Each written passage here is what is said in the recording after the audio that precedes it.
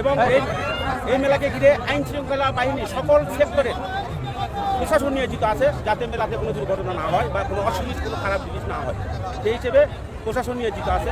আমরা মনে করি যে আজকে এই মেলা সুন্দরভাবে যাবৎ প্রতিষ্ঠিত হয়েছে, আজকে ইনশাআল্লাহ প্রতিষ্ঠিত হবে এই কামনা করে আপনাদের কাছে দোয়া। আপনি কি বলবেন যে বিনোদনের জন্য বাচ্চাদের ছোটদের বিনোদনের জন্য কি কি আছে? বিনোদনের জন্য এই মেলাতে আছে নাকরদোলা, চরকি, ট্রেন, তারপরে হলো বিভিন্ন জাম্পিং, তারপরে হলো হুন্ডো খেলা, বিনোদনের জন্য আছে এগুলো সব। এই মেলাটা প্রায় 100 বছরের ঐতিহ্য, এটা চলতেইছে। মানে আমার দাদা পালন করছে, আমার পরের প্রজন্ম ওইভাবে পালন করছে। আর এটা আমাদের মেলার সময় যে খরচ হয় ঈদের সময় তার চেয়ে অনেক কম। এখানে প্রতিটা বাড়িতে সর্বনিম্ন ছোট্ট যে পরিবার তারও 15 থেকে 20 হাজার খরচ হবে।